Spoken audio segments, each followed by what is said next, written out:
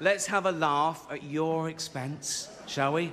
Remember, they're just jokes. Every January, Hollywood rolls out the gold carpet.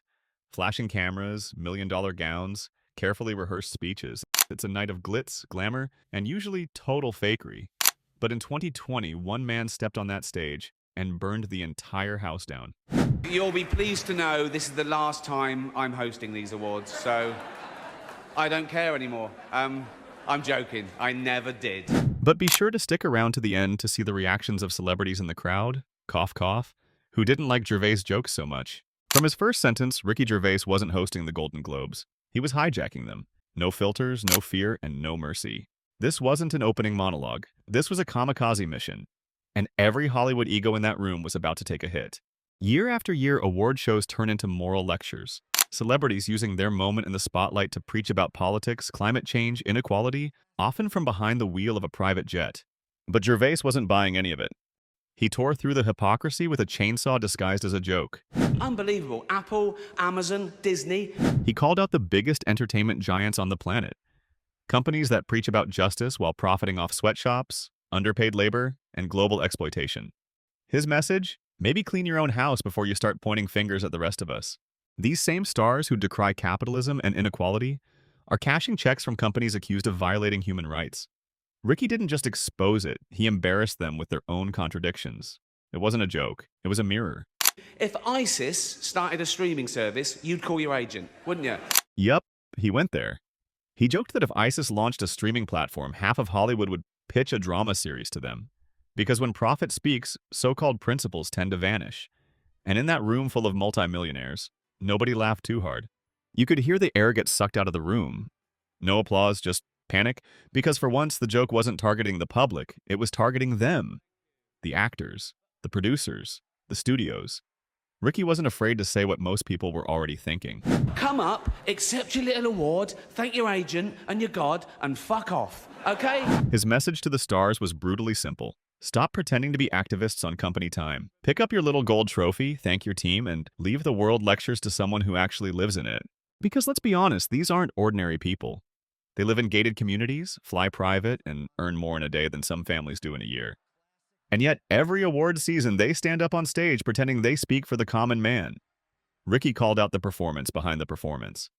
He obviously didn't kill himself, just like Jeffrey Epstein. Shut up! I know he's your friend, but I don't care. Yes, you heard that right. He dropped the Epstein line like a grenade. Jaws dropped.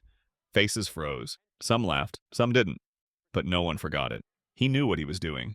It wasn't just a joke. It was a provocation. A reminder that Hollywood had looked the other way for years while some of the worst predators thrived in their circles. You could feel the discomfort rise with every second. Leonardo DiCaprio attended the premiere, and by the end, his date was too old for him. Leonardo DiCaprio got roasted for his dating history. Dame Judi Dench took heat for Cats. And all of it was wrapped in a delivery so casual, it made the truth hit even harder. This wasn't just jokes. It was comedy as a weapon. If you can't joke about it, you can't think about it. That's Gervais in a nutshell. Don't hide from uncomfortable truths. Laugh at them. Challenge them. Drag them into the light. Talking of all you perverts. Then came the line that turned awkward chuckles into full-body tension. He called them what many might only whisper behind closed doors. Perverts. It was a big year. It was a big year for paedophile movies. Not action movies, not rom-coms, not thrillers. No. He said it loud and clear. Pedophile movies. And everyone in the room knew exactly what he meant. Surviving R. Kelly, Leaving Neverland. He name-dropped two bombshell documentaries, Surviving R. Kelly and Leaving Neverland, both exposing the dark truths behind two of the biggest stars in music history. Both hard to watch, both impossible to ignore. Two popes. And then he dropped the punchline. Two popes.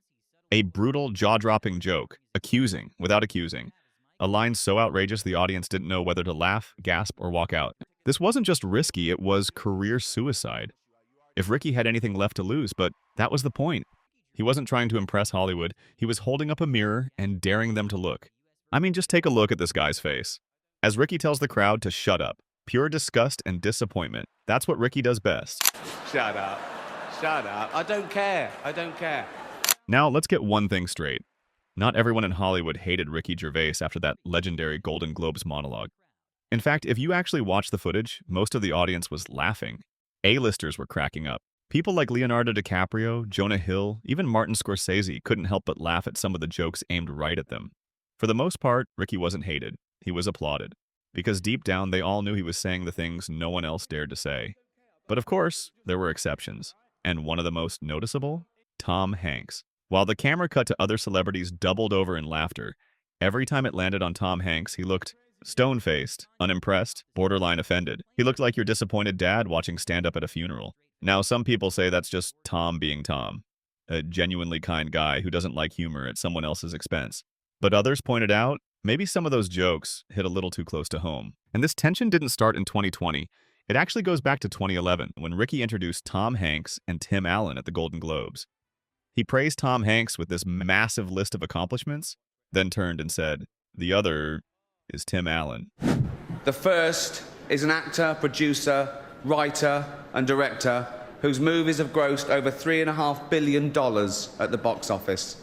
He's won 2 Academy Awards and 3 Golden Globes for his powerful and varied performances, starring in such films as Philadelphia, Forrest Gump, Castaway, Apollo 13, and Saving Private Ryan. The other is Tim Allen. That's it. And yeah, that moment stung. You could see it in their faces. And when they walked on stage, they took a jab right back. We remember when Ricky Gervais was a slightly chubby but very kind comedian, neither of which is he now. We recall back when Ricky Gervais was a slightly chubby but very kind comedian. Yeah. Neither of which is he now. So, yeah, there's history there. But Hanks wasn't the only one shifting uncomfortably in his seat that night. Let's talk about Tim Cook. Ricky went straight for Apple early in the monologue. He praised the morning show, then immediately pointed out that it was made by a company that runs sweatshops in China, and sitting right there in the room was Apple CEO Tim Cook. The camera cut to him, and the tension was palpable. Everyone knew Ricky was calling out the elephant in the room. The hypocrisy of billion-dollar corporations pretending to be morally superior while operating under shady labor practices. It wasn't just a joke. It was a direct hit. So between Hanks' scowl and Cook's glare, you could almost feel the room shrink. But still, most people were laughing. Most people got the point. Because Ricky wasn't just being mean, he was being honest.